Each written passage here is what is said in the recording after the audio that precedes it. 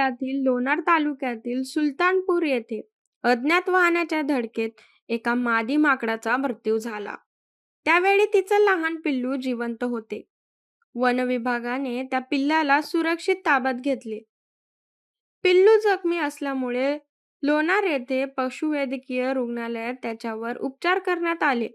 उपचारानंतर पिल्ल्याची तब्येत सुधारली. त्यानंतर वन विभागाने त्या पिल्लाला पुन्हा जंगलात सोडण्याचा निर्णय घेतला.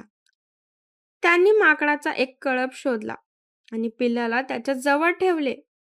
काही वेळातच कळपातील एका मादी माकडाने त्या पिल्लाला आपल्या कुशीत घेतले.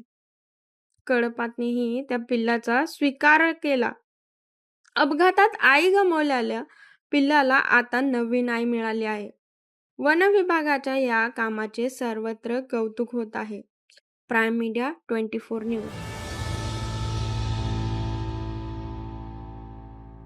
नमस्कार, मी वनपरिक्षेत्र अधिकारी मेहकर प्रादेशिक रवींद्र सातपुते. दिनांक 23/2/2026 रोजी जमीर शेख राहणार सुलतानपूर जिल्हा बुलढाणा यांनी आम्हाला कळवले की सुलतानपूर मध्ये एक मादी वानराचा दुर्दैवी मृत्यू झाला असून जवळच एक छोटेसे लहान वानराचे पिल्लू देखील आहे. माहिती कळताच वनरक्षक लोणार तातडीने घटनास्थळी पोहोचले. आजूबाजूला आम्ही पाहणी केली. त्यामध्ये तिथे कोणत्याही वानराचा कळप आढळून आला नाही. सदर घटना आम्ही सहाय्यक वन संरक्षक मेहकर प्रादेशिक श्री वैभव काकडे यांना सांगितली. त्यांच्या मार्गदर्शनाखाली आम्ही त्या पिल्लास ताब्यात घेतले व लोणार येथील पशुवैद्यकीय अधिकारी डॉक्टर सांगळे साहेब यांच्याकडे त्या पिल्लास घेऊन गेलो. डॉक्टर सांगळे साहेबांनी तपासणी केली आणि ते पिल्लू तंदुरुस्त असल्याचे सांगितले. सदर घटनेची माहिती उपवन संरक्षक प्रादेशिक बुलढाणा श्रीमती सरोज गवस मॅडम यांना देण्यात आली व त्या पिल्लाचे नैसर्गिक अधिवासामध्ये पुनर्मिलन करण्याचा निर्णय घेण्यात आला.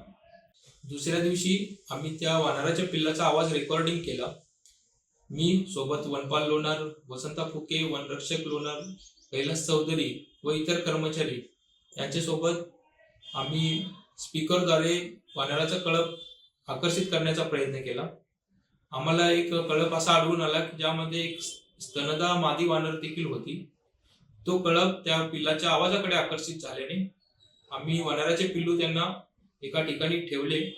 त्यातील मादी वानराने त्या पिल्लास आपल्या ताब्यात घेतले आणि थोड्या वेळानंतर आम्ही जेव्हा ऑब्झर्वेशन केले तेव्हा ते पिल्लू त्या मादी वानरासोबतच सुरक्षित असल्याचे आढळून आले. अशा प्रकारे त्या पिल्लास आम्ही नैसर्गिक अधिवासात एका नवीन कळपासोबत पुनर्मिलन करण्याचा जो प्रयत्न केला होता तो यशस्वी झाला व त्या छोट्याशा पिल्लास एक नवीन माता मिळाली. सर्व नागरिकांना एक आवाहन करू इच्छितो, आपणास देखील अशा प्रकारची एखादी घटना आपल्या परिसरात आढळल्यास तातडीने वन विभागाशी संपर्क करा, जेणेकरून त्या मुक्या प्राण्याचा बचाव करून आपण त्याला नैसर्गिक अधिवास उपलब्ध करून देऊ शकू. धन्यवाद.